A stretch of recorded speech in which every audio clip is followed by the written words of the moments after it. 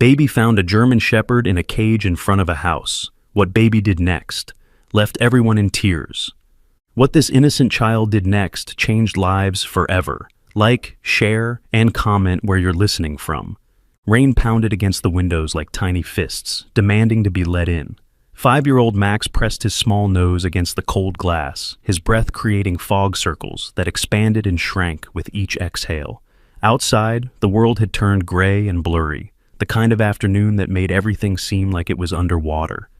"Max, honey, stay away from the windows," called his mother Lily from the kitchen. The rich smell of tomato sauce and herbs filled their small house, fighting against the damp chill that had settled in the corners.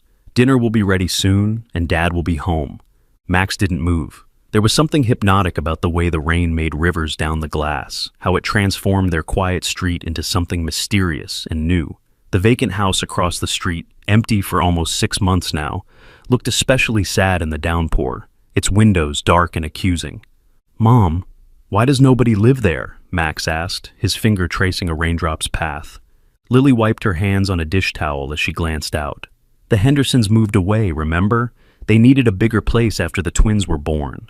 She didn't mention the rumors about financial troubles, or how quickly they had disappeared one night. Some things weren't for little ears. "Will someone new come?" Max's eyes remained fixed on the empty house. "Someday," Lily answered, returning to her cooking. "Max, can you please set the table? Dad should be here in 20 minutes. Max reluctantly pulled himself away from his window post, climbing onto the step stool to reach the plates in the cabinet. His father Ryan worked long hours at the local clinic. He was a nurse, which Max thought was the best job in the world because he got to help people and sometimes bring home colorful bandages with cartoon characters. The clock on the wall ticked steadily, counting down minutes until their family would be complete again. Max carefully placed 3 plates on the table, followed by forks and napkins. He was just about to call out to his mom that he had finished when he heard it.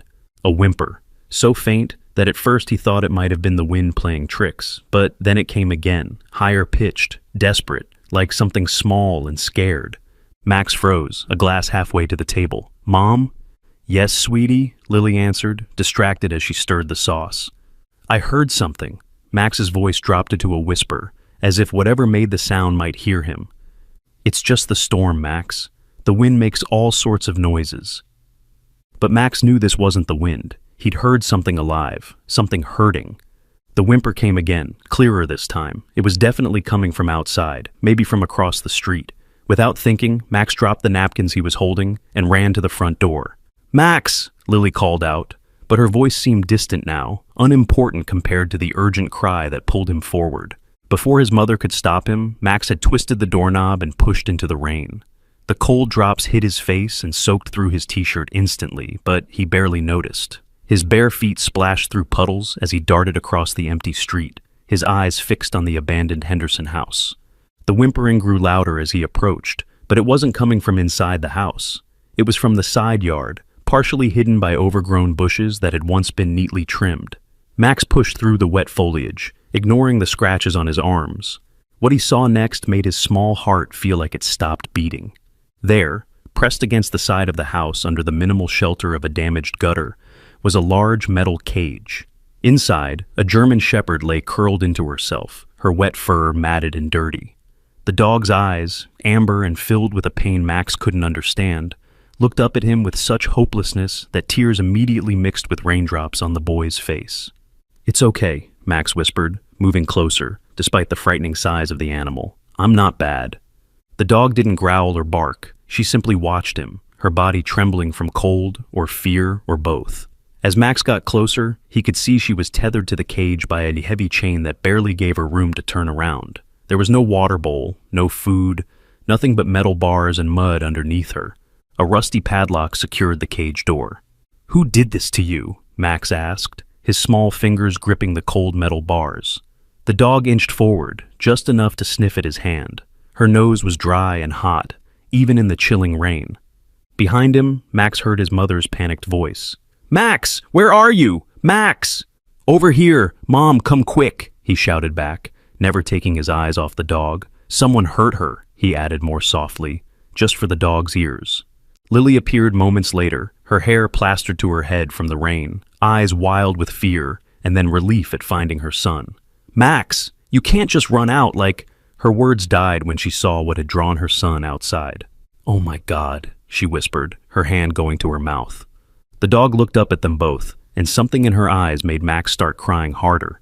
"She's crying in her heart, not just her voice," he said, with the strange wisdom that sometimes came from children. "We have to help her." Lily pulled out her phone, shielding it from the rain with her body. "We will, baby. We're going to call for help right now." But Max shook his head firmly. "No, we have to help her. She picked us." There was such certainty in his voice that Lily paused, her finger hovering over the emergency numbers. The dog whimpered again and shifted slightly, revealing ribs that protruded sharply from her side, and several patches where fur had been worn away, exposing raw skin. "Someone put her here on purpose," Max said, his voice surprisingly steady for a child his age. "Look." He pointed to a small pile of cigarette butts near the cage, signs that someone had stood guard over this animal recently.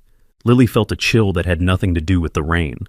The dog had obviously been deliberately placed here and abandoned, but why this house? Why their street? "We need to get you inside first," Lily said firmly, trying to pull Max away. "You're soaking wet, and we need to think about what to do." "No!" Max pulled his arm free with surprising strength. "If we leave, she might not be here when we come back." Lightning cracked overhead, followed by a boom of thunder that made both of them jump. The dog pressed herself further into the corner of her cage. "She's scared of the thunder," Max whispered. "Please, Mom, please don't leave her." Lily hesitated, looking from her son's determined face to the trembling animal. This wasn't like finding a stray cat or helping an injured bird. This was someone's dog, a large, potentially dangerous animal that had clearly been mistreated. But the alternative, dragging her son away while leaving an animal to suffer, seemed impossible in the face of Max's certainty. "Wait here," she finally said. "I'm going to get a blanket from the car. Don't touch the cage, understand? The dog might be scared, and we don't know how she'll react." Max nodded solemnly, but the moment his mother turned away, he moved closer to the cage. "My name is Max," he told the dog softly. "That's my mom. She's getting something to keep you warm." The dog's eyes never left him. Her tail, tucked tightly against her body, moved slightly, just the tip wagging in a hesitant greeting. "You can understand me," Max said with absolute conviction. "Don't worry. I won't let anyone hurt you anymore." Lily returned with a beach blanket they kept in the trunk for spontaneous park outings. She draped it carefully over the top of the cage, creating a barrier against the worst of the rain. "This is temporary," she told Max firmly. "We need to call animal control or the police." "They'll take her away," Max said, his eyes filling with fresh tears. "She needs us." As if to confirm his words, the dog inched forward again until her nose pressed against the cage where Max's fingers still gripped the bars. She licked his fingertips once, a gesture so gentle it made Lily's resolve waver. "Max, we don't know this dog. She could be aggressive or sick." "Her name is Luna," Max interrupted, with the same certainty he had shown earlier. "And she's not mean. She's just really, really sad." Lily opened her mouth to argue, but was interrupted by headlights cutting through the rain as a car pulled into their driveway across the street. "That's Dad," Max said excitedly. "He'll know what to do." Before Lily could stop him, Max was running back across the street, waving his arms wildly as Ryan emerged from his car, confusion clear on his face as he spotted his soaking wet son racing toward him. "Max, what on earth?" Ryan began, but Max grabbed his hand, pulling urgently. "Dad! Dad, you have to come quick. We found Luna and she's hurt, and someone locked her in a cage and left her in the rain, and Mom says we have to call someone, but they'll take her away, and she picked us, Dad. She really did." Ryan looked to his wife for explanation. Lily crossed the street more slowly, rain still pouring down on all of them. "There's a dog," she explained, raising her voice over the storm. "Someone abandoned it at the Henderson place. It's locked in a cage and it looks like it's been abused." Ryan's face darkened. As a nurse, he had seen his share of mistreatment, of people and animals alike. "Show me," he said simply, letting his son pull him across the street. When they reached the cage, Ryan dropped to one knee despite the mud, assessing the situation with his medical training. The dog, Luna, as Max had named her, watched him warily but didn't growl or show signs of aggression. "She's severely malnourished," Ryan said quietly, careful to keep his tone neutral, despite the anger building inside him, "and possibly dehydrated. Those patches on her skin could be mange or just injuries from being kept in this small cage. "Can you help her?" Max asked, his eyes huge in his small face. Ryan looked at the padlock, then reached into his pocket for his keys. "I have a multi-tool on my keychain. Let me see if I can get this lock open." "Ryan," Lily said hesitantly, "shouldn't we call someone? Officially, I mean." Ryan worked at the lock, his jaw tight. "We will, but I'm not leaving an animal in these conditions for hours while we wait for someone to respond. Not in this weather." Max beamed at his father as if he had just announced he could fly. "See, Mom? Dad gets it. Luna needs us now." The lock was old and partially rusted. After a few tense minutes of manipulation, it gave way with a reluctant click. Ryan carefully opened the cage door, moving slowly to avoid frightening the dog. "Hey there," he said softly. "It's okay. We're going to help you." Luna didn't move at first, her eyes darting between the three humans. Then, with painful slowness, she inched forward, her belly low to the ground in a submissive crawl. When she reached the cage opening, she stopped, as if unable to believe escape was possible. "It's okay," Max whispered again. "You can come out." Ryan held out his hand, palm up, letting the dog sniff him. "The chain," he noted grimly, seeing how it was attached to a crude collar embedded so deeply in the dog's neck that fur had grown around it. "We'll need to deal with that properly, but not here." Luna finally took one hesitant step out of the cage, then another. She stood on shaky legs, her tail still tucked between them, but her ears perked slightly forward with what might have been hope. "What do we do with her now?" Lily asked, glancing nervously at the empty houses around them. "Someone put her here deliberately." Ryan's expression was grim. "First, we get her somewhere safe. Then we call for help." He looked at his son, who stood transfixed by the dog's first moments of freedom. "Max, this is important. Did you see anyone around here when you found Luna?" Max shook his head solemnly. "No, but someone was here before. I could feel it." The eerie certainty in his voice made both parents exchange a worried glance. Ryan carefully removed his jacket and draped it over the dog's back. "Let's get her to our garage for now. I can examine her better there, and we'll figure out next steps." "She can stay with us, right?" Max asked, already moving as if to lead Luna home. "She picked us, Dad. She was waiting for us to find her." Ryan didn't answer immediately. Instead, he carefully lifted the weakened dog, grimacing at how light she felt in his arms despite her size. Luna didn't struggle. She simply went limp, as if surrendering to whatever fate awaited her now. "One step at a time, buddy," Ryan finally replied. "First, let's get everyone warm and dry." As they crossed back to their house, none of them noticed the dark sedan that turned slowly onto their street, headlights off despite the gloom. None of them saw it idle for a moment before continuing past their house at a crawl, and none of them noticed when it parked 2 blocks away, engines still running. Inside, a man watched the rain streak down his windshield, phone pressed to his ear. "They took the bait," he said simply. Then, with a cold smile that never reached his eyes, "Now we wait." The garage was warmer than outside, but still carried a chill that made Lily shiver as Ryan gently placed Luna on an old comforter they'd spread across the concrete floor.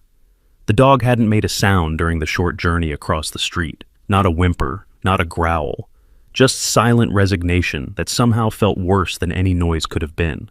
"Max, honey, you need to get changed into dry clothes," Lily said, trying to guide her son toward the door that connected to their kitchen. "I want to stay with Luna," Max insisted, his eyes never leaving the trembling dog. "She's scared in new places."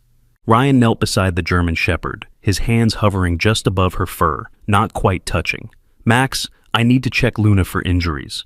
Mom will help you get dry, and then you can come right back. I promise I won't let anything happen to her."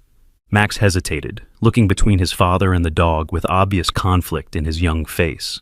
Finally, Luna made a small movement, just a slight shift that brought her closer to Ryan's outstretched hand. It was as if she was telling the boy it was okay to leave. "Promise you'll call if she needs me?" Max asked, allowing his mother to guide him toward the door. "Cross my heart," Ryan replied solemnly.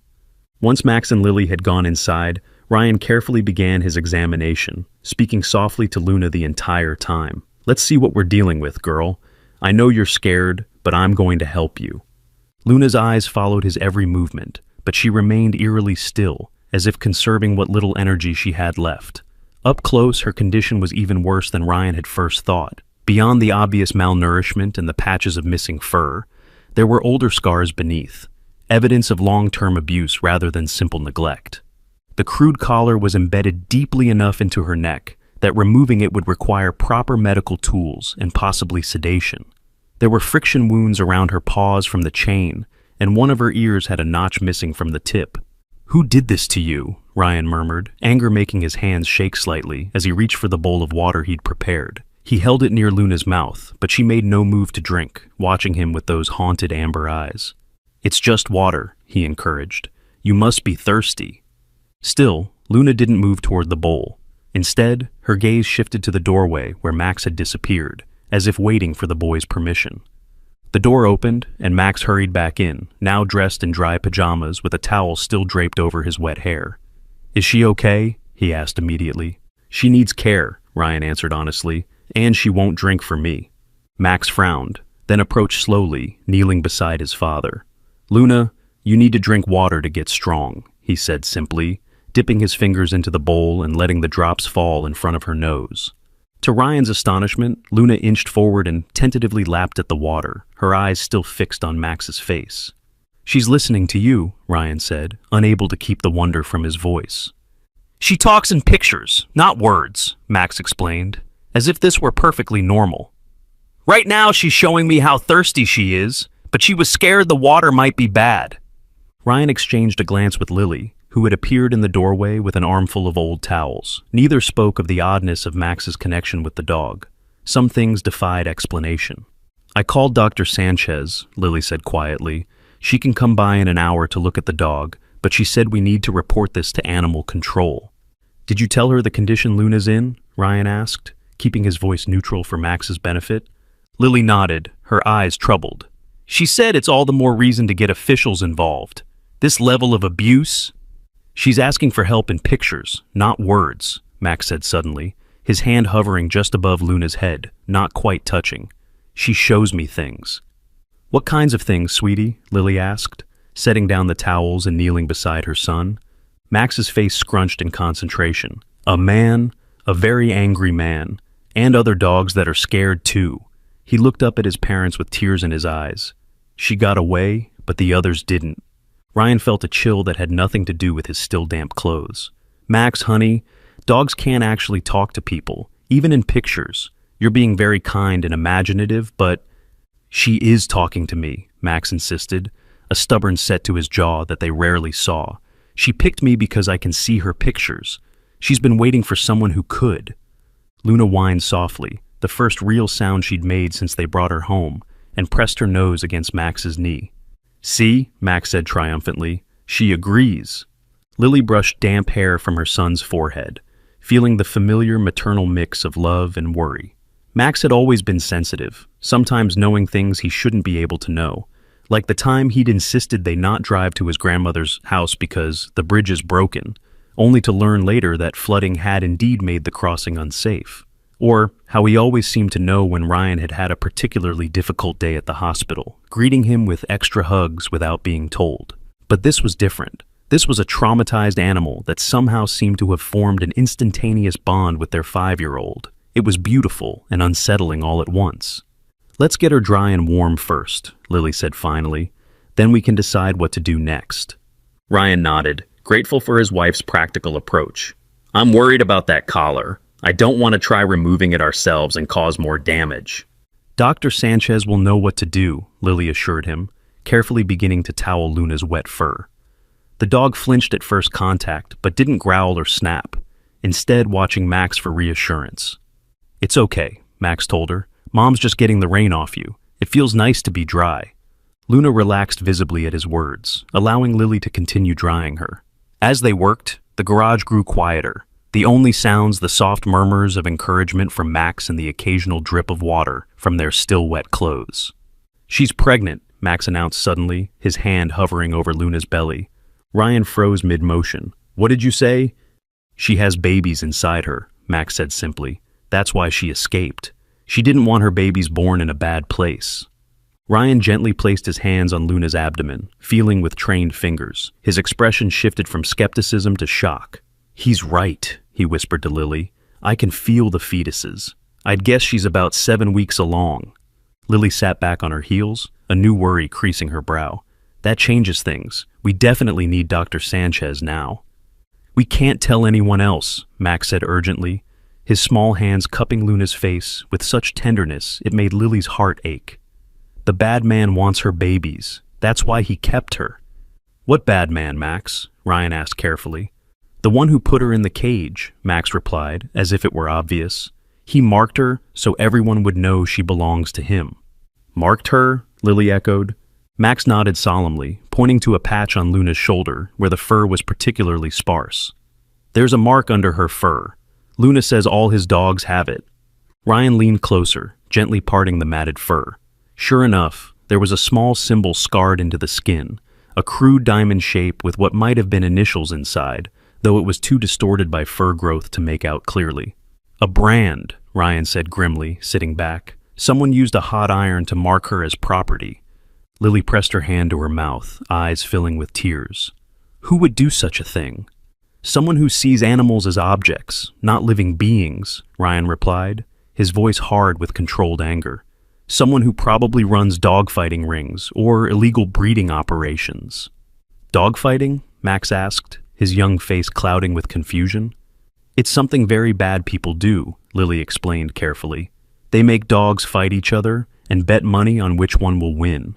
That's why she's scared of other dogs, Max whispered, stroking Luna's head gently. She was supposed to fight, but she wouldn't. Again, the uncanny accuracy of his insight made both parents exchange worried glances. There was no way Max could know these details, not unless he had somehow learned about the darker side of animal abuse, which they had carefully shielded him from. I think we should call the police, Ryan said finally. Not just animal control. This is clearly part of something bigger. Lily nodded, but her eyes were troubled. If what Max says is right, if someone is looking for her, doesn't that put us at risk too? Before Ryan could answer, the doorbell rang, making all of them jump. Luna pressed herself against Max, a low growl rumbling in her chest, the first sign of aggression she'd shown. That's probably Dr. Sanchez, Lily said, though she made no move toward the door. She said an hour, but she might have finished her other house call early. I'll get it, Ryan said, standing up. You stay with Max and Luna. As Ryan disappeared into the house, Max wrapped his arms protectively around Luna's neck. It's okay, he whispered. Dad won't let anyone take you. Lily watched her son comfort the trembling dog, torn between maternal pride at his compassion and fear at how quickly their peaceful life had been upended. Just hours ago, they'd been a normal family preparing for a quiet dinner. Now they were harboring an abused, pregnant dog that might be connected to criminal activities. And yet, watching the trust in Luna's eyes as she looked at Max, Lily couldn't bring herself to regret their decision to help. Ryan's voice drifted in from the front of the house, followed by a woman's lighter tones. Moments later, the garage door opened to admit Ryan and a petite woman with gray-streaked black hair pulled into a practical ponytail. This is Dr. Sanchez, Ryan introduced. She's agreed to examine Luna off the record first, before we decide next steps. Dr. Sanchez, Elena to her friends, though she never used her first name professionally, set down her medical bag and approached slowly, evaluating the scene with experienced eyes. So, this is our patient, she said softly, keeping her distance. And you must be Max. Your dad tells me you have a special connection with this dog. Max nodded solemnly. Her name is Luna. She picked us to help her. Dr. Sanchez smiled gently. Animals are very good judges of character. May I come closer to check on her? Max looked at Luna, then back at the veterinarian. She's nervous about strangers. She says they usually hurt. I understand, Dr. Sanchez replied, sinking to her knees several feet away. I promise I only want to help her feel better. Would it help if you stayed right next to her while I check her? Max considered this, then nodded. I'll tell her you're a dog doctor. Dr. Sanchez waited patiently as Max whispered to Luna, the dog's ears twitching as if truly listening to his words. After a moment, Luna relaxed slightly, though her eyes remained fixed on the newcomer. She says you can come closer now, Max announced, but no metal things at first. They remind her of the cage. Dr. Sanchez raised her eyebrows slightly, but nodded. I'll be very careful. Thank you for translating, Max. Over the next 20 minutes, the veterinarian conducted a gentle but thorough examination, careful to explain each step to both Max and Luna before proceeding. Ryan and Lily watched in silent amazement as their son seemed to facilitate the process, sometimes whispering reassurances to Luna, other times telling Dr. Sanchez when to pause or move more slowly. "Well," Dr. Sanchez said finally, sitting back on her heels, "you were right, Ryan. She's approximately 7 weeks pregnant. I can feel at least 4 puppies, possibly 5. Otherwise, her main issues are malnourishment, dehydration, and that embedded collar, which needs to come off as soon as possible." "Can you remove it?" Lily asked. Dr. Sanchez nodded. "I brought sedatives and the necessary tools, anticipating something like this based on your description. The good news is that despite her condition, Luna seems remarkably sound mentally. No signs of aggression, even in a strange environment with strange people examining her. She's very smart," Max said proudly, "and very brave." "I can see that," Dr. Sanchez agreed. "Now, about what happens next." She looked at Ryan and Lily with serious eyes. "Officially, I should report this to animal control. They would take her to a shelter, treat her, and try to find her original owner." "No!" Max cried out, his arms tightening around Luna. "The bad man would get her back." "Max, honey," Lily began gently, but Dr. Sanchez held up a hand. "I understand your concern, Max," she said, "and I share it. That brand on her shoulder tells me she's been used for something illegal.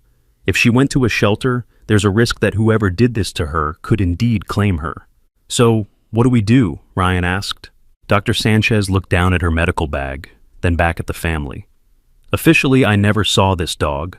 You called me about your cat's upset stomach, I gave you some diet recommendations, and I left. What you do with a stray dog you may or may not have found is not my concern." Lily's eyes widened. "You do that?" "I've been a vet in this town for 30 years, Dr. Sanchez replied simply. "I've seen things that would keep you up at night. When I have a chance to do the right thing instead of the technically correct thing, I take it." She looked at Max and Luna with a soft expression.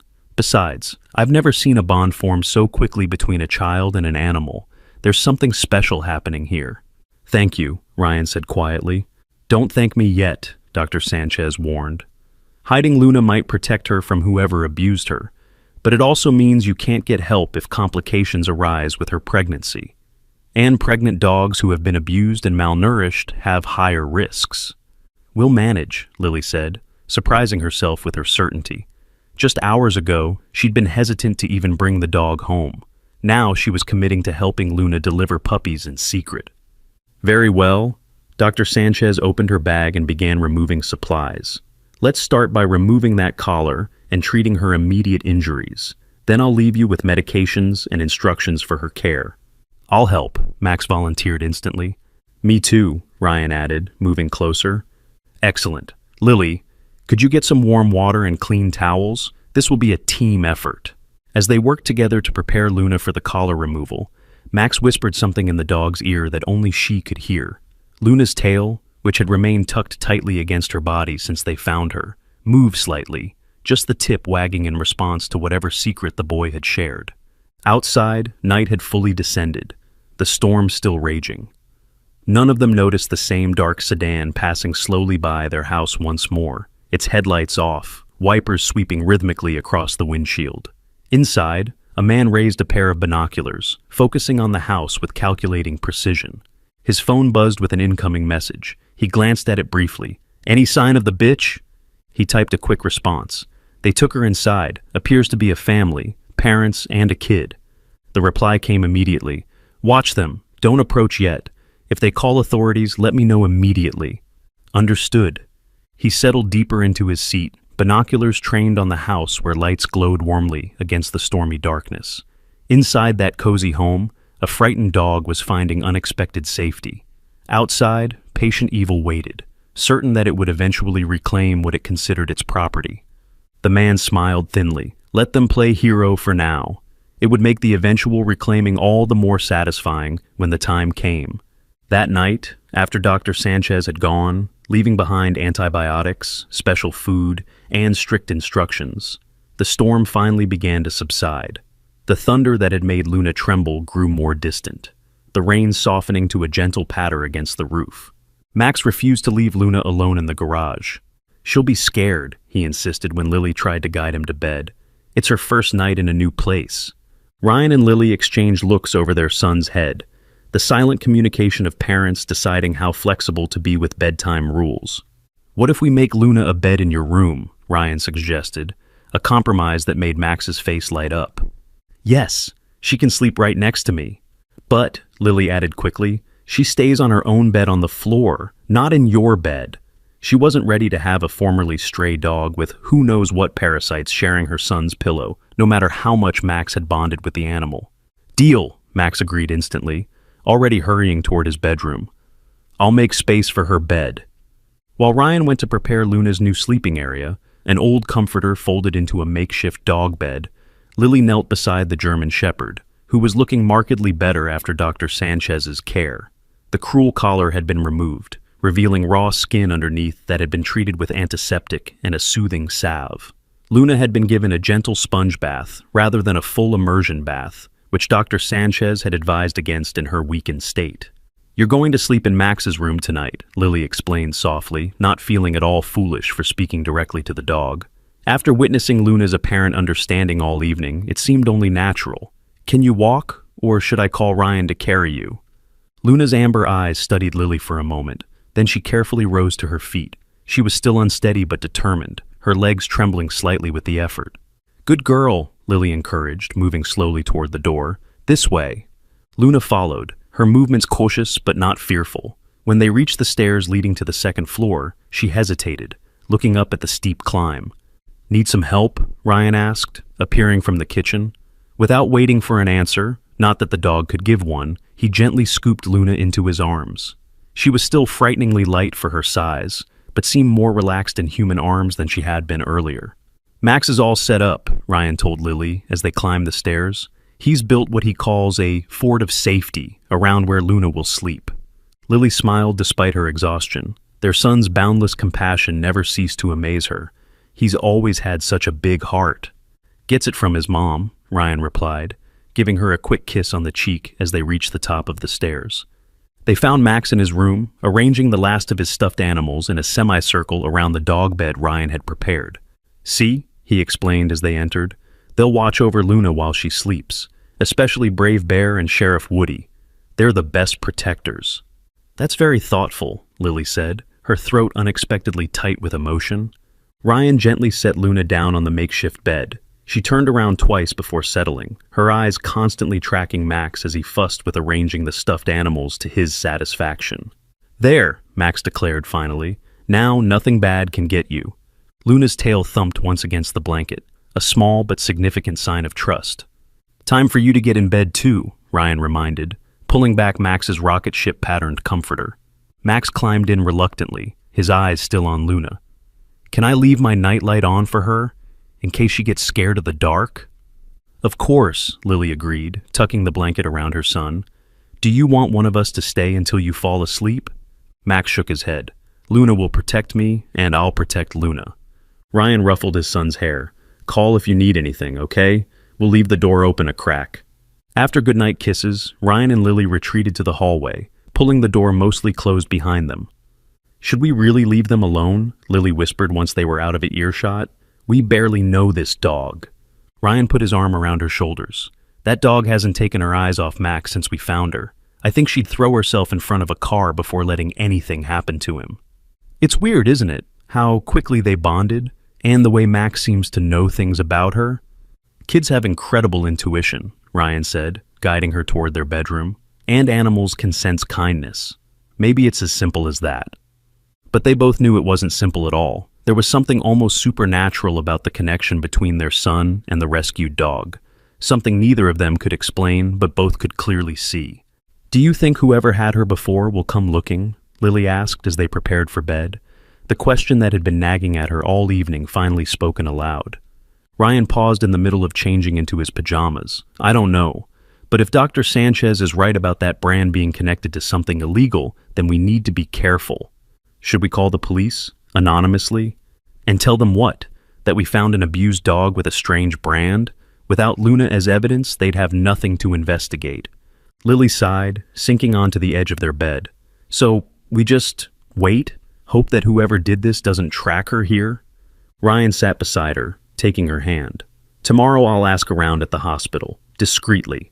Sometimes people come in with injuries connected to dogfighting or other illegal activities. Maybe I can get some information that way." It wasn't much of a plan, but it was something. Lily nodded, squeezing his hand before they both climbed into bed, more mentally and emotionally exhausted than physically tired. Despite their worries, sleep came quickly for both of them.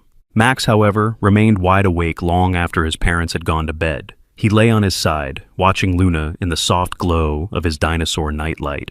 "You're safe now," he whispered. "I promise." Luna's eyes, which had been half closed in exhaustion, opened fully at the sound of his voice. She lifted her head slightly, ears perked forward. "Do you want to come up here?" Max patted the space beside him on the bed, knowing his mother would disapprove but unable to resist offering the comfort. Luna considered for a moment, then slowly, carefully rose and approached the bed. Instead of jumping up, she simply rested her head on the edge of the mattress, close to Max's hand. "That's okay too," Max said, gently stroking her ears. "You can stay on your special bed if you want." They stayed like that for a while, the boy petting the dog's head, the dog leaning into his touch.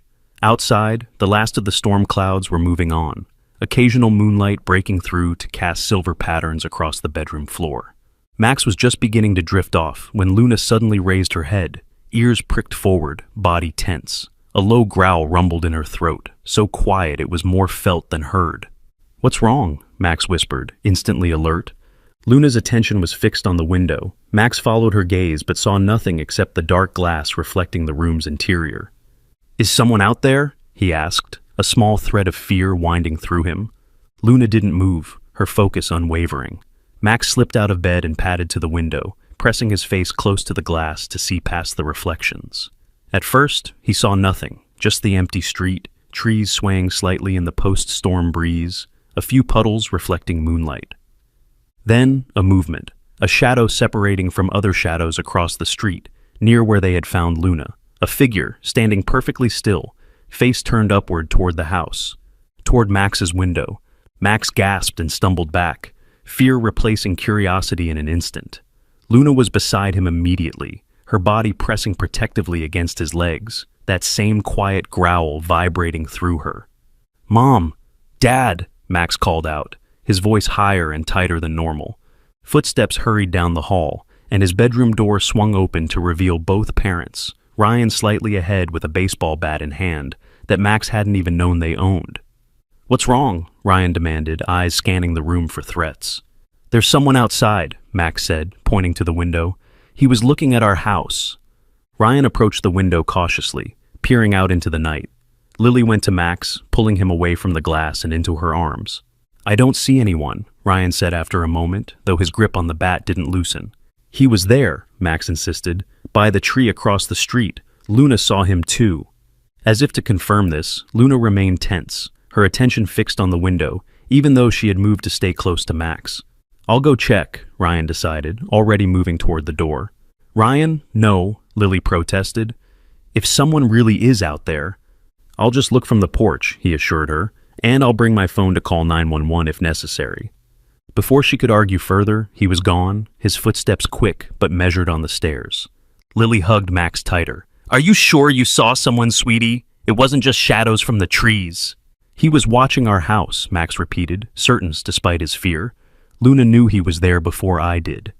Lily looked at the German Shepherd, who had not relaxed her vigilant posture. There was something unnerving about the dog's focused attention, as if she recognized a specific threat rather than simply responding to a strange noise.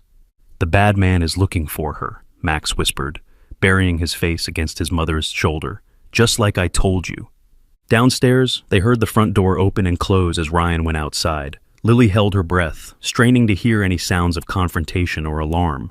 Instead, there was only silence for several long minutes before the door opened and closed again, followed by Ryan's footsteps on the stairs. He appeared in the doorway, his expression troubled. "There's no one there now," he reported, "but—" He hesitated, glancing at Max before continuing. "There are cigarette butts under the oak tree across the street, fresh ones, different brand from the ones we found near Luna's cage." "So, someone was watching us?" Lily said, her arms tightening protectively around Max. Ryan nodded grimly. "Looks that way.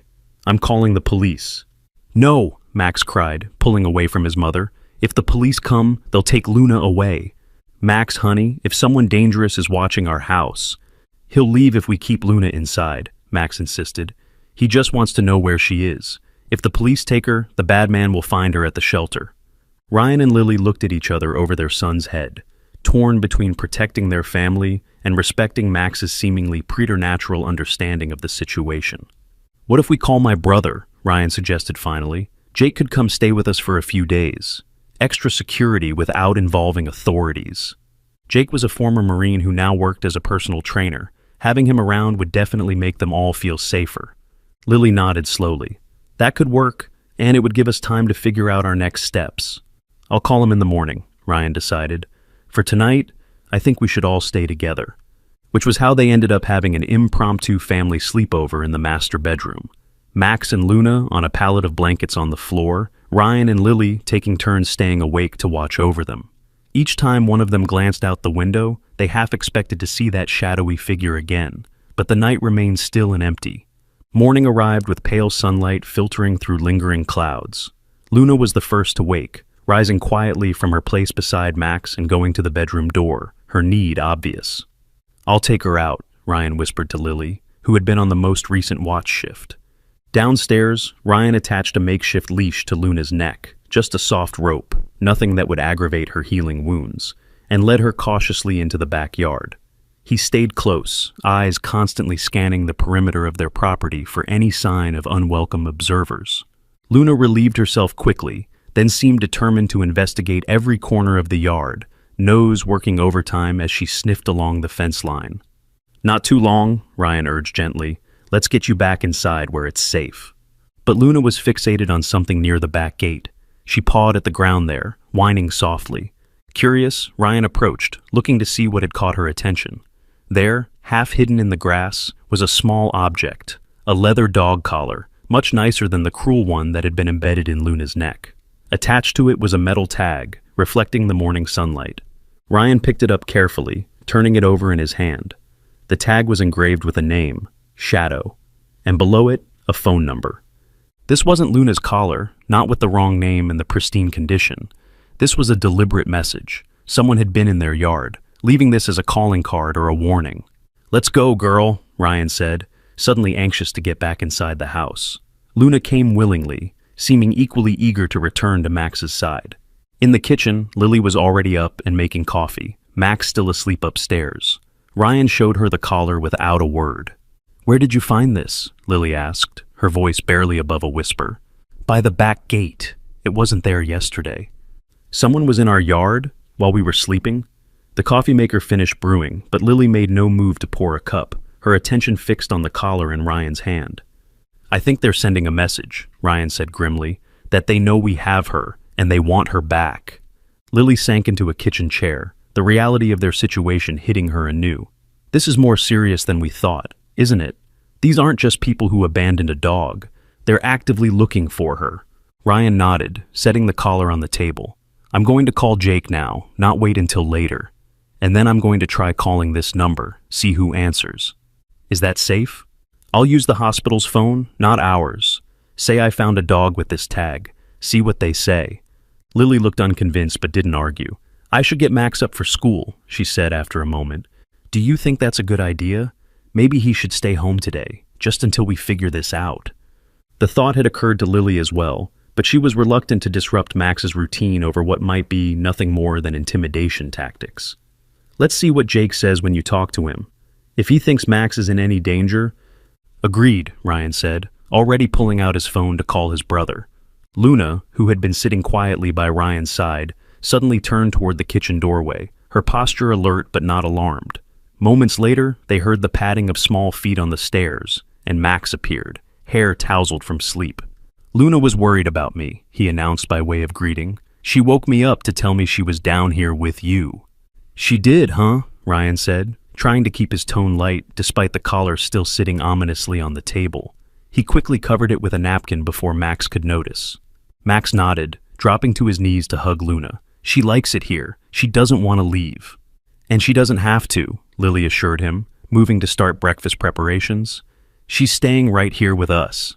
Max smiled, satisfied with this answer, and began telling Luna about all the things they would do together that day, apparently assuming he would not be going to school. Ryan stepped into the living room to make his call, speaking in low tones to his brother. Lily could only hear fragments. Situation at the house. Just to be safe.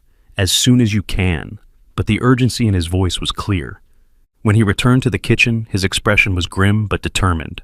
Jake will be here in an hour. He's bringing a friend from his security company, too. What did you tell him? Lily asked, careful to keep her voice neutral for Max's sake.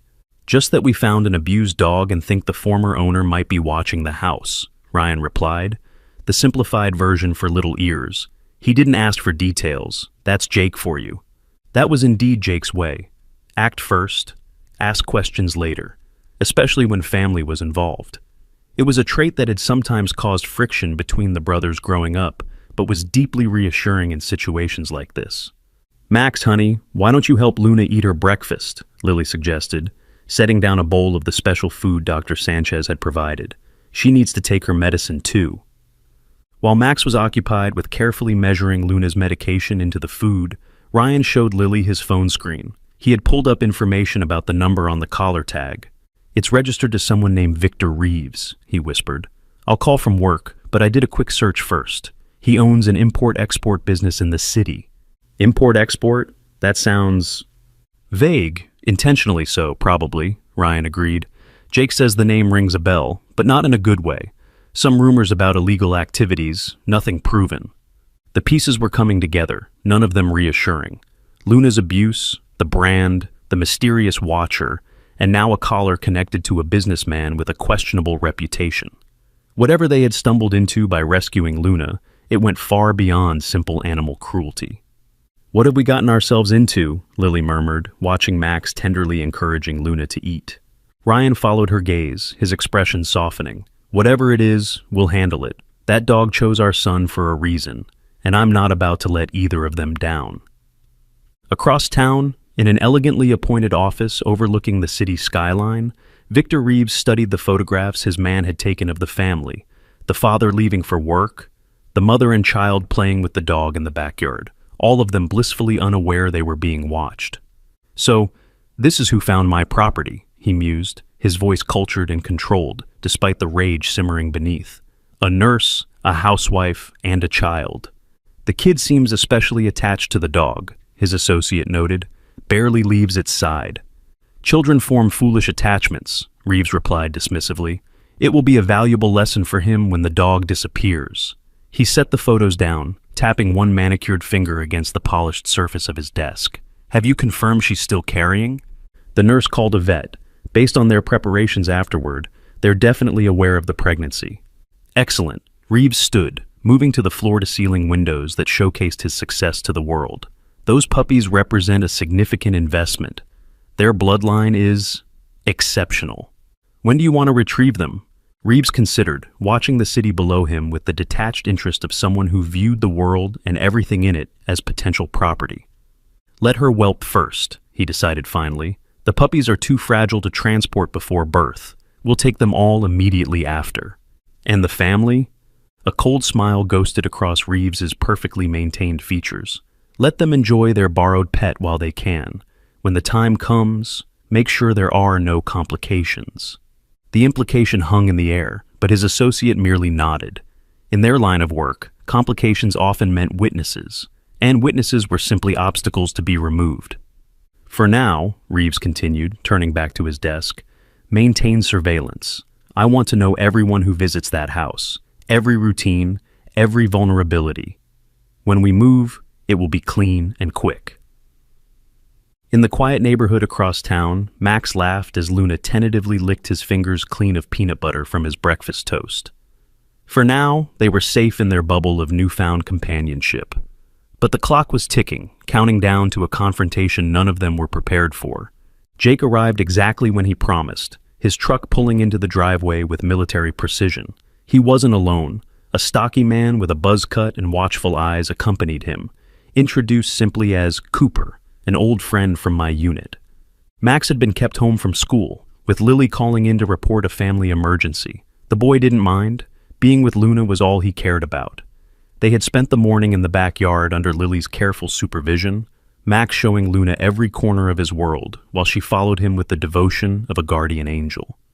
When Jake and Cooper arrived, Luna retreated behind Max, her posture wary but not aggressive. Max immediately dropped to his knees beside her. "It's okay," he whispered. "That's Dad's brother. He's here to help." Jake, unlike many adults meeting a rescue dog, didn't immediately try to approach Luna. Instead, he crouched down to Max's level, keeping a respectful distance.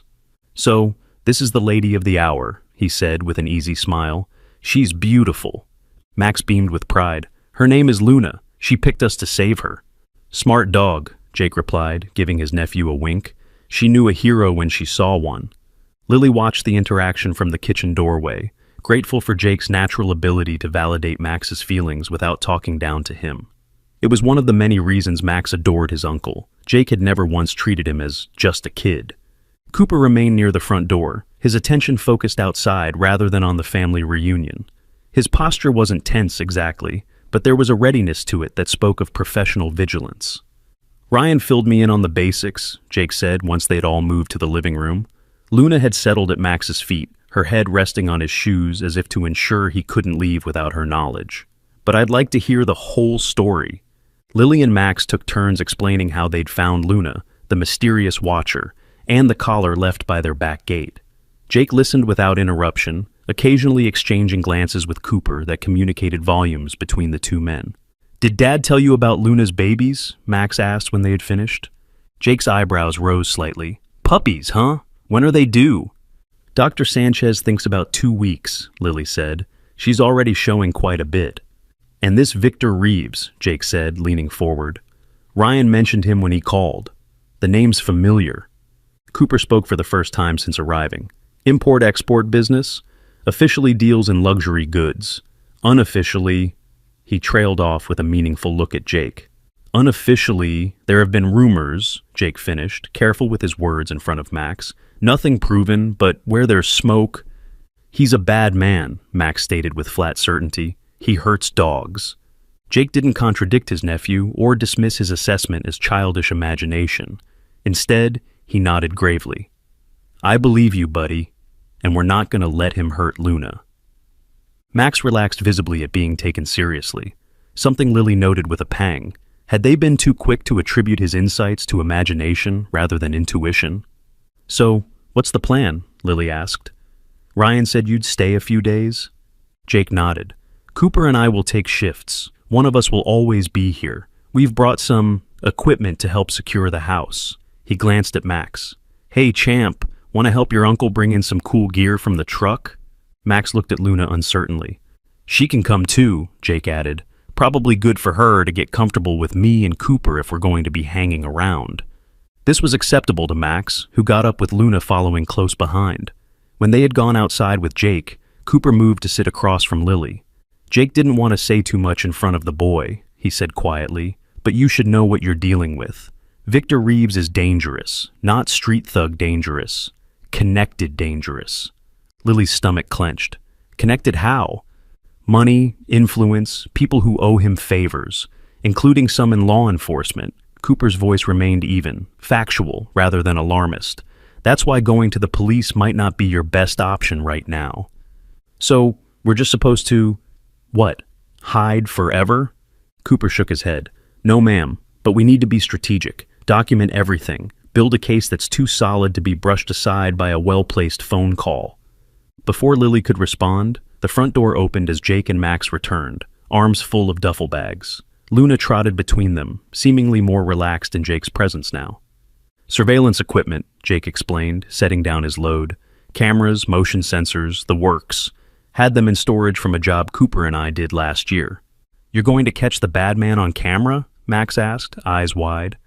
"That's the idea, kiddo," Jake replied. "And if he knows he's being watched, he might just decide to stay away entirely." Cooper began unpacking the equipment, explaining the setup to Lily, while Jake took Max and Luna on a security tour of the house, pointing out the best places to install the cameras. "You're really good with him," Lily said to Jake when they reconvened in the living room. "He trusts you completely."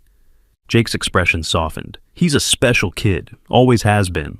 He glanced at Luna, who remained attached to Max's side like a furry shadow. And that's a special dog. The way they connect, it's something else. You believe him then? About Luna talking to him in pictures? Jake considered this, his usually jovial face turning serious. I've seen things, Lily, in the service and after. Things that don't have easy explanations. Sometimes, you just have to trust what's in front of you, even if you can't explain it. The rest of the day passed in a blur of activity as Jake and Cooper installed security equipment around the perimeter of the house. Ryan came home early from work, having arranged coverage for his shifts for the next few days. He brought news that chilled them all. I called that number, he said once Max was occupied in another room, pretended I'd found a dog with the tag.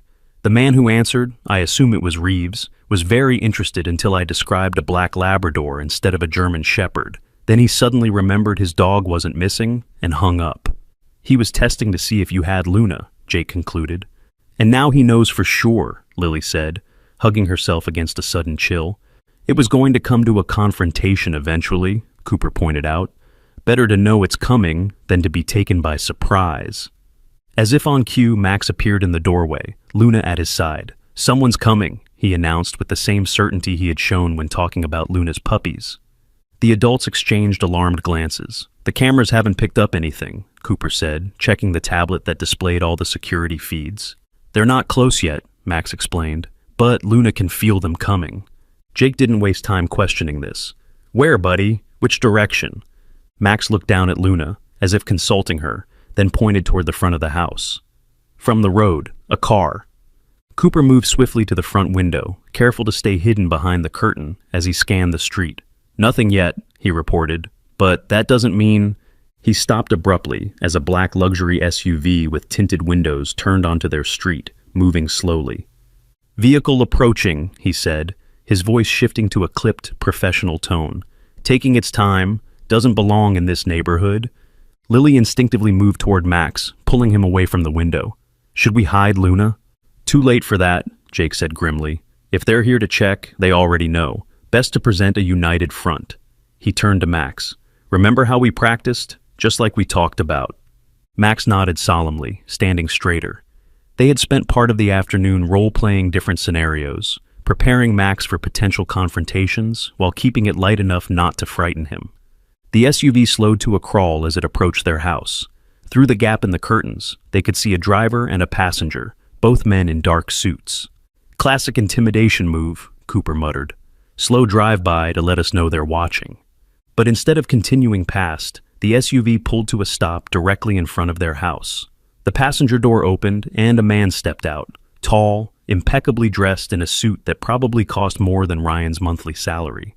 His silver hair was styled perfectly, his posture commanding.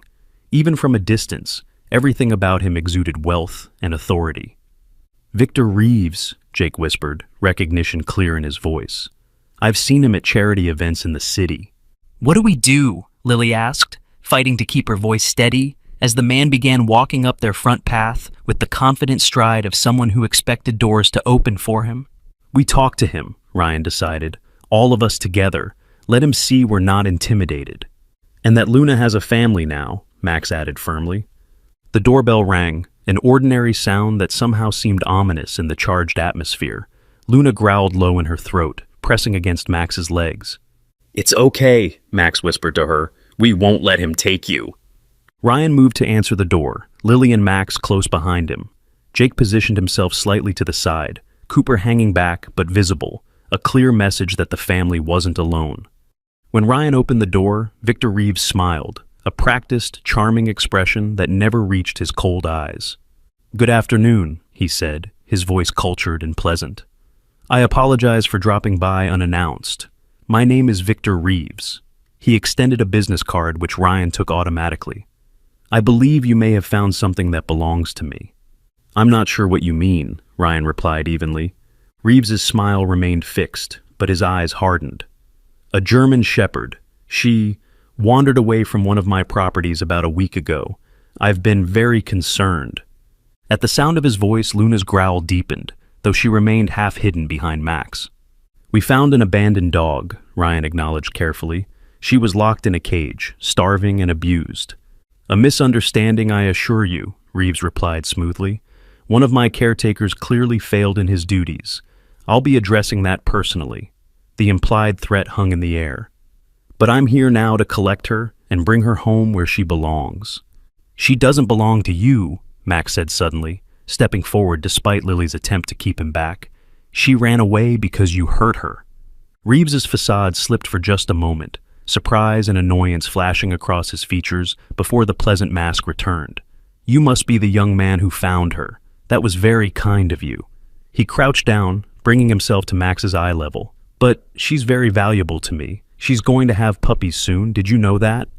I know everything about her, Max replied, his young voice steady. I know you put her in fights. I know you branded her so everyone would know she's yours. I know you don't care about her at all. Reeves blinked, clearly taken aback by the child's directness. Behind Max, Jake shifted his position slightly, a subtle movement that placed him within easier reach of his nephew. Children have such vivid imaginations, Reeves said, straightening, but the fact remains, that dog is legally my property. I have her papers, registration, proof of purchase. He reached into his jacket, producing a folded document. And I'm prepared to offer a generous reward for her return. Ryan didn't take the offered papers. She was abandoned on private property, abused and neglected. Any ownership claims you had were forfeit the moment you treated her that way. Reeves's smile finally disappeared completely. I'd hate to involve the authorities in such a simple matter. So would we, Jake interjected, stepping forward, especially since the authorities might be interested in that brand you marked her with. Not standard AKC procedure, is it? Recognition flickered in Reeves' eyes as he took in Jake's confident stance. I don't believe we've met. Jake Wilson, Cooper Security Solutions. Jake nodded toward where Cooper stood, watching the interaction with calculated intensity. We specialize in protecting people from threats, all kinds of threats. It was a deliberate message. We know who you are, and we're not defenseless. Reeves absorbed this, reassessing the situation with visible calculation. I see this as more complicated than I anticipated. He tucked the papers back into his jacket. Perhaps we can discuss this further when emotions aren't running quite so high. The dog, Shadow is her name by the way, is still my property. I'll be back with more formal documentation. Her name is Luna, Max corrected, his small hand resting protectively on the dog's head. She picked that name herself. Again, that flash of annoyance crossed Reeves's face before he controlled it. Children do get attached, don't they? But sometimes we have to learn that we can't keep things that don't belong to us. His gaze returned to Ryan and Lily. I'll give you 24 hours to reconsider. After that, I'll be pursuing this through official channels. We look forward to it, Ryan replied, his arm going around Max's shoulders. Good afternoon, Mr. Reeves. It was a dismissal, and everyone recognized it as such. Reeves nodded curtly, turned, and walked back to his waiting SUV with the same confident stride. Only the slight tension in his shoulders betrayed his anger. As the SUV pulled away, Lily let out a breath she hadn't realized she was holding. That was terrifying, she admitted. And I don't think we've seen the last of him. Definitely not, Cooper agreed. But he wasn't expecting resistance, especially not professionals. He nodded toward Jake. The security company name drop was good.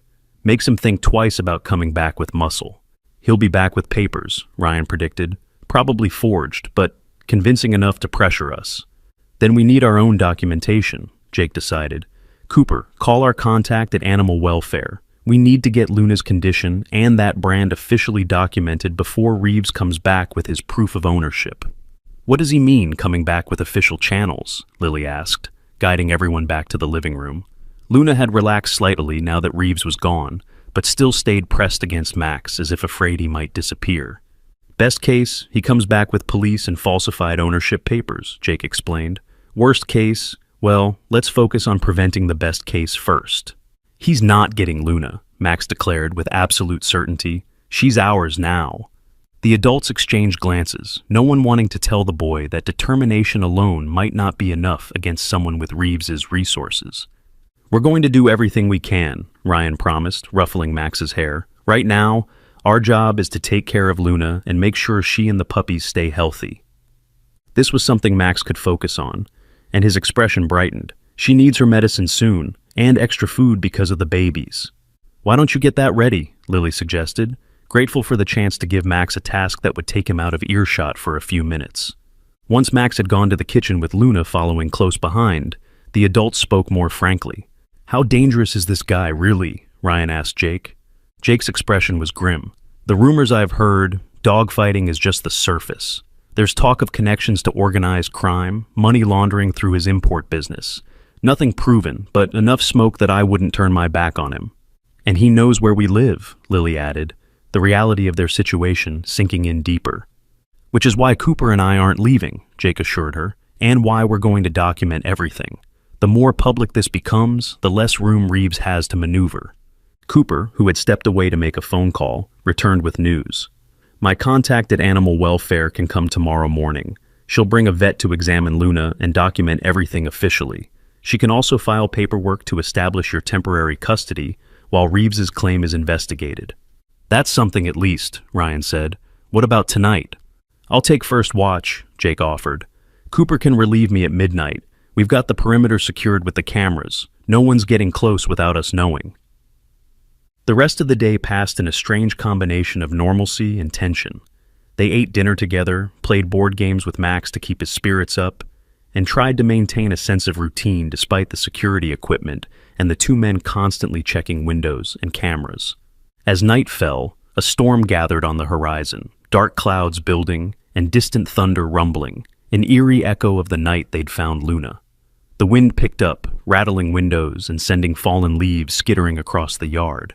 Max, who had been helping Lily with the dishes, suddenly went still, his hands dripping soapy water onto the kitchen floor. "Luna's babies are coming," he announced. Lily nearly dropped the plate she was drying. "What? Now? I thought Dr. Sanchez said 2 weeks." "Luna says they're coming early," Max insisted, already hurrying toward the living room where Luna had been resting on her makeshift bed. "Because of the bad man and the storm." Ryan, who had been reviewing security procedures with Jake and Cooper, looked up in alarm as Max and Lily entered. "What's wrong?" "Max says Luna's going into labor," Lily explained, her tone caught between disbelief and concern. Luna was indeed acting differently, pacing in circles, occasionally pawing at her bed, her breathing more rapid than usual. "Could be false labor," Cooper suggested. "Dogs sometimes show signs days before the actual birth." But Jake, who had grown up on a farm, shook his head. "No, the kid's right. See how she's licking her flanks? That's a sign it's starting, and her temperature has probably dropped. You can tell by how she's seeking the cool floor rather than her bed." "Should we call Dr. Sanchez?" Lily asked, already reaching for her phone. "In this storm?" Ryan gestured toward the window, where rain had begun lashing against the glass. "The roads will be flooding soon. It would take her ages to get here." "Then we help Luna ourselves," Max stated with complete confidence, kneeling beside the dog. "She knows what to do. She just needs us to keep her safe." As if to confirm his words, the power chose that moment to flicker, the lights dimming before steadying again. Luna whined, pressing herself against Max's side. "That decides it," Jake said, moving into action. "Cooper, check the backup generator in case we lose power completely. Ryan, let's get some old blankets and towels. Lily, warm water and any clean scissors you have. Max, you stay with Luna and keep her calm." Everyone moved to their assigned tasks with surprising efficiency, as if they'd somehow been preparing for this moment without realizing it. Outside, the storm intensified, wind howling around the eaves of the house, and rain drumming against the roof in sheets. Ryan and Jake quickly created a whelping area in the corner of the living room, away from drafts but still accessible. They laid down layers of old blankets and towels, creating a nest-like space that Luna immediately approved of, circling it several times before settling down with a deep sigh. "Good girl," Max murmured, sitting cross-legged beside her. "You're doing great." Cooper returned from checking the generator. "It's ready if we need it. All security systems have battery backups too." "Any movement outside?" Jake asked. Cooper shook his head. "All clear. No one's crazy enough to be out in this weather." Then, seeing Max's worried expression, he added, "But we're still watching, just in case." Lily returned with a basin of warm water, clean towels, and a first aid kit. "I found some oral syringes too, in case the puppies need help feeding." The power flickered again, longer this time before returning. Luna whined, a sound of discomfort rather than fear. "It's starting," Max announced, his hand resting gently on Luna's side. "I can feel them moving." The adults exchanged glances, silently agreeing to follow Max's lead. There was something almost preternatural about the boys' connection with Luna, a bond that transcended normal human-animal relationships. "What do we do, buddy?" Ryan asked his son, acknowledging his expertise in this moment. "We just stay with her," Max replied, wisdom beyond his years in his young voice. "She doesn't need our help yet, just our love." Outside, thunder crashed directly overhead, and the house plunged into darkness as the power finally gave up its fight against the storm. In the sudden silence of electric devices powering down, Luna's panting seemed unnaturally loud.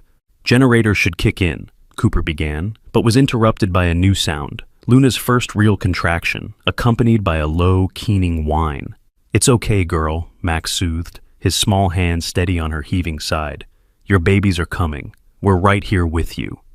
In the darkness, illuminated only by the flashlights Jake and Cooper had immediately produced, Luna's eyes reflected golden and trusting. Despite her pain, her gaze remained fixed on Max's face, drawing strength from his unwavering confidence. The first puppy was born just as the generator hummed to life, the lights flickering back on to reveal a tiny, wet bundle emerging into Max's waiting hands. "It's a boy," he announced with certainty, carefully helping Luna clean the membrane from the squirming puppy. "She says his name is Storm." None of the adults questioned this announcement. In the surreal atmosphere of the storm-racked night, with a dog giving birth in their living room while potential danger lurked outside, a 5-year-old naming puppies based on communication only he could perceive seemed entirely reasonable. As Luna continued her labor, bringing 4 more puppies into the world over the next 3 hours, the family worked together in a harmonious rhythm that transcended their usual roles. Ryan's medical knowledge, Jake's farm experience, Lily's nurturing instincts, Cooper's calm vigilance, and above all, Max's mysterious connection with Luna, all merged into a seamless support system for the new mother and her growing family. The last puppy, the smallest of the litter, gave them a scare, emerging without movement or sound. Luna whined in distress, nosing at the tiny form. "She needs help," Max said urgently. Ryan immediately took the puppy, wiping its face clean and gently rubbing its chest with a towel. "Come on, little one," he murmured. "Your mom's waiting for you." After what seemed like an eternity, but was probably only seconds, the puppy gave a tiny gasp, then a feeble squeak. Luna's tail thumped weakly against the blankets in relief. "She says thank you," Max translated, his eyes bright with unshed tears. "She says this one is special. Her name is Hope." As if in response to being named, the tiny puppy squirmed her weight into Luna's side, joining her siblings in their first meal. Outside, the storm's fury had begun to subside, the thunder moving into the distance and the rain softening to a gentle patter. 5 healthy puppies, Lily marveled, her exhaustion evident but overcome by wonder. "I can't believe we just did that." "Luna did all the hard work," Ryan said, placing a gentle hand on the dog's head. "We just helped a little." Luna, surrounded by her nursing puppies, looked up at the family gathered around her, her chosen family, with such clear gratitude that even the most skeptical observer would have recognized it. "They're beautiful," Max whispered, carefully stroking each tiny head, "and they're safe now." No one had the heart to remind him that Reeves was still a threat, that their problems were far from over. For this moment, at least, they would savor the miracle they had just witnessed. New life emerging against the odds, hope in the midst of darkness. Jake and Cooper exchanged glances, a silent agreement passing between them. No matter what came next, these puppies and their mother would be protected. The stakes had just gotten higher, the need for vigilance more critical. As dawn broke, the storm clouds finally parted, allowing pale sunlight to filter through the windows. Luna and her puppies slept peacefully, exhausted from their night's work. Max, despite his insistence that he wasn't tired, had finally succumbed to sleep as well, curled up on the floor beside Luna's makeshift bed. Ryan covered his son with a blanket, then joined Lily, Jake, and Cooper in the kitchen, where they could speak without disturbing the new family. "What now?" Lily asked, her voice hushed. "Now we document everything," Jake replied. "Those puppies are evidence of why Reeves wants Luna back so badly. If they're from some champion-fighting bloodline—" "They're just babies," Lily protested. "To us, yes," Cooper agreed grimly. "To Reeves, they're merchandise, valuable merchandise." Ryan's jaw tightened.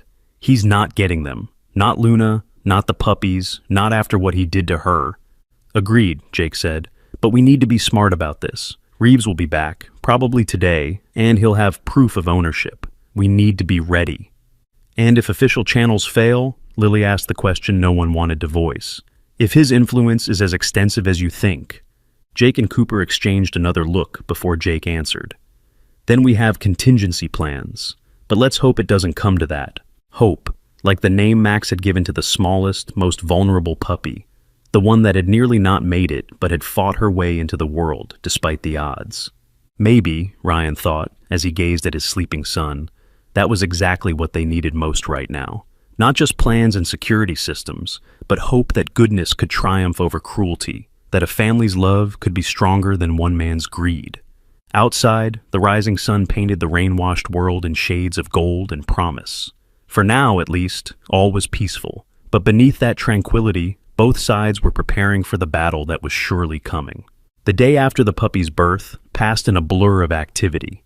The animal welfare officer, a no-nonsense woman named Marlene, arrived with a veterinarian, both of them clearly shocked by Luna's condition and the brand still visible beneath her fur. "I've seen this mark before," Marlene admitted, taking photographs from multiple angles, on dogs rescued from fighting rings, but never managed to trace it back to the source. "Victor Reeves," Ryan said, providing the name they now knew. "He came here yesterday claiming Luna was his." Marlene's eyebrows shot up. "Reeves? The businessman? That's significant." She exchanged glances with the veterinarian. "We've suspected someone with resources was behind the fighting operations in the city, but couldn't prove it." "He's coming back today," Lily explained. "Said he'd bring paperwork proving ownership." "Forged, most likely," Marlene replied, "but convincing enough to muddy the waters." She finished her documentation and straightened up. "I'm filing for emergency protective custody on your behalf. It won't stop him if he has law enforcement connections, but it creates a paper trail that can't be easily erased." The veterinarian, who had been examining Luna and her puppies, joined the conversation. "These puppies are pure German Shepherd, but there's something unusual about them. The coloring, the bone structure. I'd bet they're from champion bloodlines, possibly imported. That would explain Reeves's interest." "Dogs worth thousands each," Marlene added grimly. "Tens of thousands if they've got the right paperwork, or can be given forged papers." Max, who had been listening silently while sitting beside Luna's bed, spoke up. "They're not things. They're family." The veterinarian gave him a gentle smile. "You're absolutely right, young man. And you've done an amazing job helping Luna bring them into the world." "Will this be enough to keep them safe?" Ryan asked, gesturing toward the documentation Marlene had been compiling. She hesitated.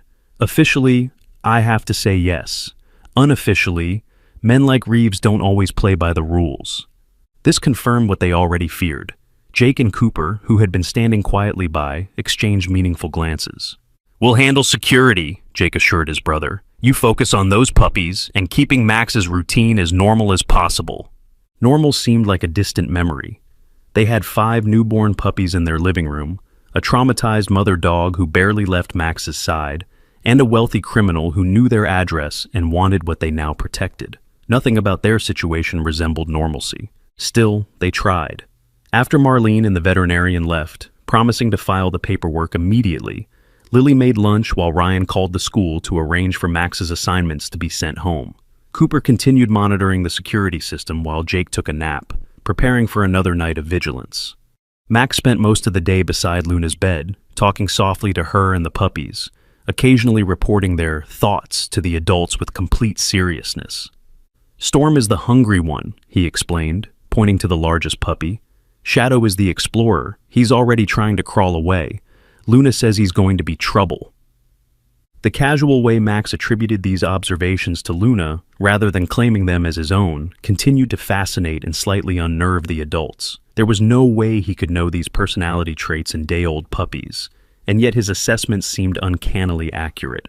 As evening approached, tension grew. Reeves had promised to return within 24 hours. The day was waning, and still there had been no sign of him or his sleek black SUV. "Maybe he changed his mind," Lily suggested hopefully as she prepared dinner. "Decided it wasn't worth the trouble." "Men like that don't back down," Cooper said, not unkindly, but with the certainty of experience. "He's planning something. The question is what? They got their answer shortly after dinner. Max had just finished helping Lily clear the table when Luna suddenly raised her head from her nursing puppies, a low growl building in her throat. "Someone's coming," Max said, instantly alert. "Luna says it's bad people." Cooper was already at the security tablet scanning the camera feeds. Nothing on the front or back. Wait. He tapped one of the images, zooming in. Movement at the north corner of the property. Someone's coming through the neighbor's yard. Jake immediately moved to the window, staying to the side as he peered out. Can't see anyone yet, but Luna's right. They're not coming up the front walk this time. "Multiple heat signatures," Cooper reported, switching to the thermal imaging mode on one of the cameras. "At least 3, maybe 4, approaching from different directions." Ryan's heart began pounding in his chest. This wasn't a legal approach with paperwork. This was something else entirely. "Max," he said, keeping his voice steady despite his fear, "I need you to take Luna and the puppies to the upstairs bathroom, just like we practiced this morning." During their preparations for worst-case scenarios, they had identified the upstairs bathroom as the most secure room in the house. No windows, one solid door, access to water, and a ventilation shaft large enough for a child to escape through if absolutely necessary. Max nodded solemnly, already gathering the basket they had prepared for the puppies. Luna, despite her naturally protective instinct to confront threats, seemed to understand the plan. She gently nosed her puppies toward Max as he placed them one by one into the padded basket. "Lily, go with them," Ryan instructed. "Take the emergency phone." They had prepared a prepaid cell phone, programmed with emergency contacts and untraceable, just in case. "What about you?" Lily asked, fear clear in her eyes despite her attempt to remain calm for Max's sake. "Jake, Cooper and I will handle this," Ryan assured her, though he had no idea how they would actually do so. "Just keep Max and the puppies safe." As Lily and Max headed upstairs with Luna following closely behind the basket of her puppies, Jake handed Ryan a baseball bat. "Remember," Jake said quietly, "we're just homeowners protecting our property from intruders, nothing more." Ryan nodded, gripping the bat with sweaty palms. He had never been in a physical confrontation in his adult life. As a nurse, he healed injuries. He didn't cause them. "They're approaching the back door," Cooper reported, voice tight with tension. "One at the kitchen window, too. Coordinated entry points." "Reeves isn't with them," Jake noted, checking the camera feeds. "Sending his people to do the dirty work." "You think they're armed?" Ryan asked, the reality of their situation finally sinking in. Jake didn't sugarcoat it. "Have to assume they are, but they'll try to keep it quiet, breaking in, grabbing the dog and puppies, leaving. No witnesses, no commotion. So, what's our play?" "Make noise," Cooper replied simply. "Lots of it. The last thing they want is attention." Before Ryan could respond, there was a sudden crash from the kitchen, the sound of glass breaking as someone forced the window open. "Showtime," Jake muttered, moving silently toward the kitchen while signaling for Ryan to cover the back door. Upstairs, Lily helped Max settle Luna and the puppies in the bathroom, locking the door behind them. The puppies squirmed and whimpered in their basket, sensing their mother's tension. Luna stood rigid, her attention fixed on the bathroom door, ears pricked forward to catch every sound from downstairs. "Will Dad be okay?" Max whispered, huddling close to his mother on the cool tile floor. "Your dad is very brave," Lily replied, trying to project confidence she didn't feel. "And Uncle Jake and Cooper know what they're doing." Max nodded, accepting this answer with the trust of a child who had never been lied to by his parents. He turned his attention to Luna, whispering reassurances that she seemed to understand, her rigid posture softening slightly, though her alertness never wavered. Downstairs, Ryan pressed himself against the wall, beside the back door, bat ready as he heard the lock being manipulated from outside. His heart hammered so loudly, he was certain the intruders must hear it. From the kitchen came a sudden commotion, Jake confronting whoever had entered through the window. There were grunts, the sound of something heavy hitting the counter, then a man's voice cursing. The back door flew open, the lock giving way under some kind of tool. Ryan swung the bat instinctively, connecting with something solid. A man dressed in dark clothing stumbled back, clearly surprised by the resistance. "Get out of my house!" Ryan shouted, remembering Cooper's instruction to make noise. "Police! We've called the police!" The intruder hesitated, looking toward his companion who was wrestling with Jake in the kitchen. Neither had expected the homeowners to be prepared to fight back with such determination. Cooper appeared from the living room, wielding what looked like a police baton. "Security system triggered," he announced loudly, though Ryan knew they had deliberately kept the system silent. "Police response time 3 minutes." It was a bluff, but a good one. The intruder at the back door glanced at his companion, clearly reconsidering the operation. From upstairs came a new sound, Luna barking fiercely, the protective rage of a mother defending her young. It echoed through the house like thunder, primal and terrifying. "The dog," one of the men said urgently. "Upstairs, get the dog." The intruder from the back door shoved past Ryan, heading for the stairs. Ryan followed, swinging the bat again, but missing as the man ducked and kept moving. In the bathroom, Lily heard the commotion and held Max tighter, the prepaid phone clutched in her hand. She had already sent the emergency text to the number Marlene had provided, a direct line to a police detective she trusted. Luna's barking grew more frenzied as footsteps pounded up the stairs. She positioned herself between the door and the basket of puppies, hackles raised, teeth bared. "It's okay," Max whispered, though his voice shook. "Dad and Uncle Jake won't let them in." But the doorknob was already turning, rattling as someone tried to force it open. Luna launched herself at the door, barking and growling, the sounds so ferocious they barely seemed to come from the same gentle dog who had licked Max's fingers clean of peanut butter. On the other side of the door, the intruder hesitated. The dog sounded massive, enraged, nothing like the weakened animal they had expected. From below came more shouting, the sounds of struggle. "Police! This is the police! Everyone on the ground, now!" The new voices were authoritative, official, and entirely unexpected. Marlene's contact had responded to her emergency text with remarkable speed, sending officers who weren't on Reeves's payroll. The intruder outside the bathroom door froze, then turned and ran for the window at the end of the hall. But he was too late. Officers were already ascending the stairs, weapons drawn. "Down! Hands where I can see them!" In the bathroom, Luna's barking subsided to a low growl. Max looked at his mother with wide eyes. "Are those real police?" he whispered. Lily nodded, barely able to believe it herself. "I think so, but we stay here until someone we know tells us it's safe." Downstairs, Ryan watched in disbelief as officers handcuffed the intruders. Jake sported a cut above his eye, but was otherwise unharmed. Cooper was calmly explaining the situation to what appeared to be the commanding officer. "These men broke in," he stated, pointing to the damaged window and door. "We have it all on security footage. They were specifically targeting the dog and puppies upstairs." The officer, a stern-faced woman with lieutenant bars on her uniform, nodded. "Detective Santos briefed us on the situation. Where's the family?" "Upstairs bathroom," Ryan said, finally finding his voice. "My wife, son, and the dogs." "And the connection to Victor Reeves?" the lieutenant asked. Jake stepped forward. "We have documentation. He came here yesterday, claiming ownership of the dog. When we refused to hand her over, he threatened to return. These men work for him." He gestured to one of the intruders, who averted his gaze. "Check their phones. I guarantee you'll find communications with Reeves." The lieutenant nodded to one of her officers, who began examining the personal effects taken from the intruders. "Lieutenant," the officer called after a moment, "you're going to want to see this." He held up a phone displaying a text conversation. The last message, sent just 20 minutes earlier, was damning. "Get the dog and puppies. Clean entry and exit. No witnesses left behind." The implication was clear and chilling. This hadn't been a simple break-in to reclaim property. The no witnesses instruction indicated something far more sinister. "I need to check on my family," Ryan said, already moving toward the stairs. The lieutenant nodded. "Officer Chen, go with him." Upstairs, Ryan called through the bathroom door. "Lily, Max, it's me. It's safe now." There was a pause, then Max's voice. "Dad, is Luna's bad man gone?"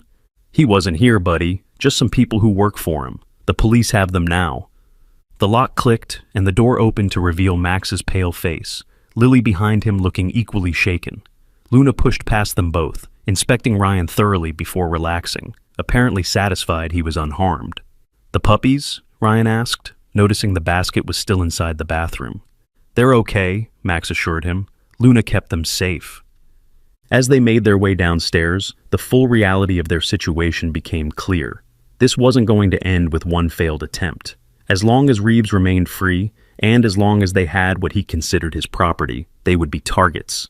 The lieutenant seemed to read Ryan's thoughts. We've got enough to bring Reeves in for questioning based on these text messages, but with his connections, he won't stay in custody long. So, what do we do? Lily asked, holding Max close to her side. Marlene, who had apparently arrived with or shortly after the police, stepped forward. I've been working with Detective Santos for years on these dogfighting cases. We've never had enough evidence to bring down the people at the top, until now. She looked at Luna, who had returned to her puppy's side. That brand, those text messages, and witness testimony could be enough, but you'd have to be willing to testify. Against a man who just sent people to our home with instructions to leave no witnesses? Ryan asked incredulously.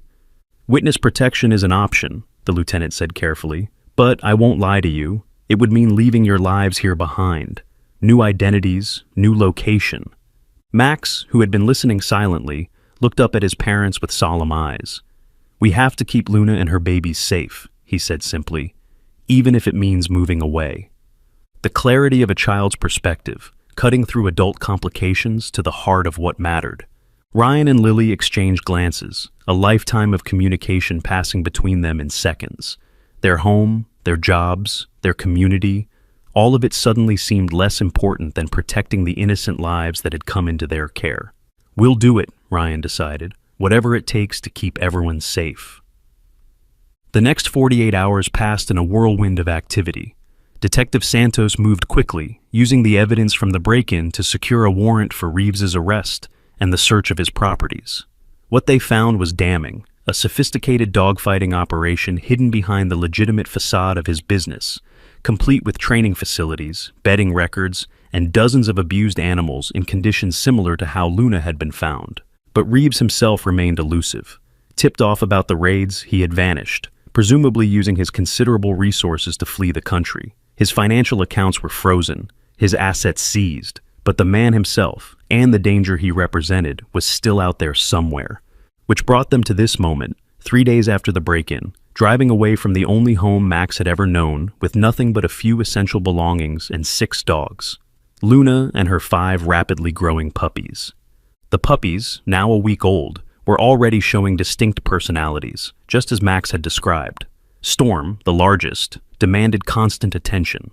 Shadow, the explorer, required extra vigilance to keep him from wandering. Hope, the smallest, had blossomed under their care, her initial fragility giving way to a determined spirit that belied her size. The witness protection program had moved with unprecedented speed, arranging new identities, a new home in a different state, and even consulting with veterinarians to ensure Luna and her puppies could travel safely. Jake and Cooper had stayed through it all, providing security until the very last moment. Remember the rules, the U.S. Marshal assigned to their case reminded them as they prepared to depart separately. No contact with anyone from your past lives. No social media, no patterns that could be traced. Max, strapped into the back seat with the carrier of puppies beside him, and Luna at his feet, nodded solemnly. At just 5 years old, he understood the gravity of their situation with a clarity that both impressed and saddened the adults. We're like superheroes with secret identities, he told Luna, who watched him with those intelligent amber eyes. No one will find us, and you'll all be safe forever. And we're all together, Lily added from the passenger seat, reaching back to squeeze Max's knee.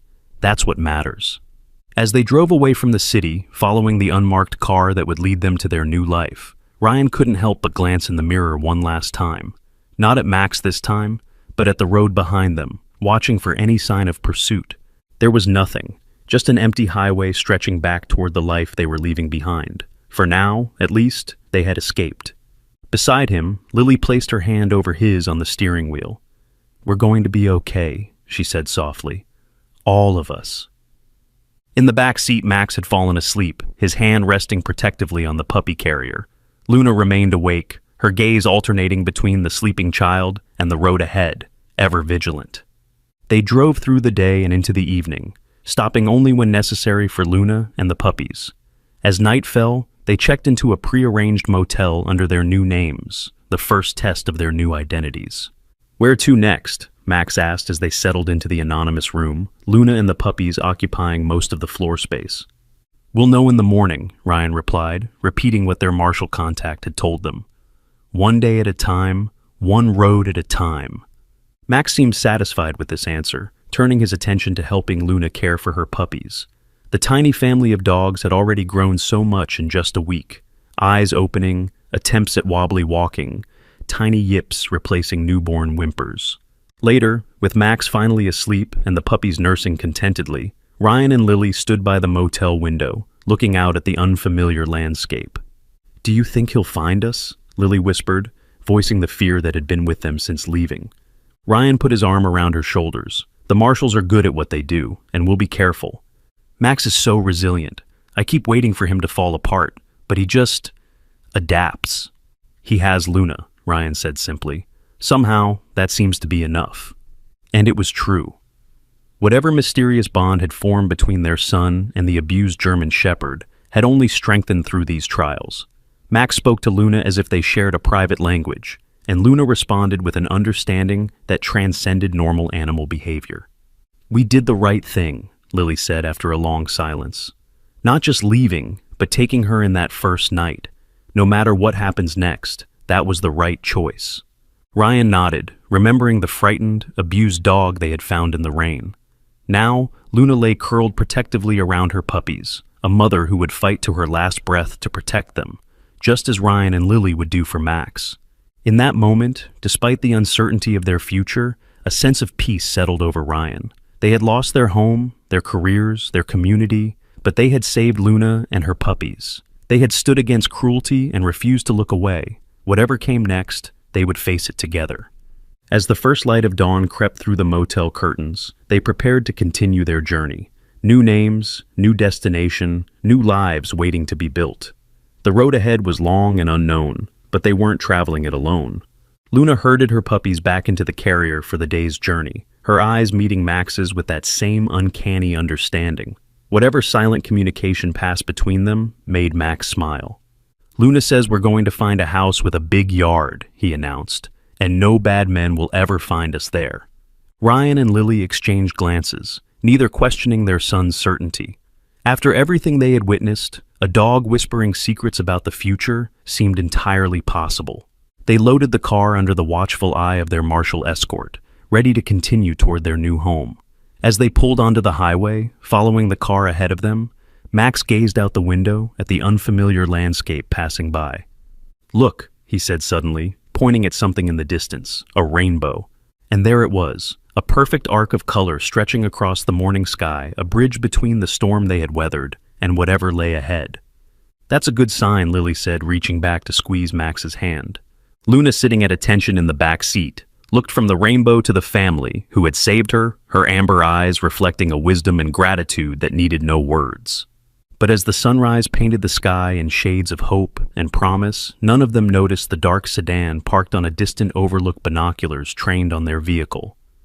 Inside, a man spoke quietly into a phone. "They're heading west on Highway 16, two-car convoy." The voice that answered was cultured, controlled, unmistakable. "Follow them. Keep your distance. I want to know their final destination." And then Victor Reeves replied, "We wait. Time is on our side." The hunt had just begun. If you enjoyed this heart-pounding story about courage, connection, and the unbreakable bond between a boy and his dog, please like, share, and subscribe. And let us know in the comments where you're listening from.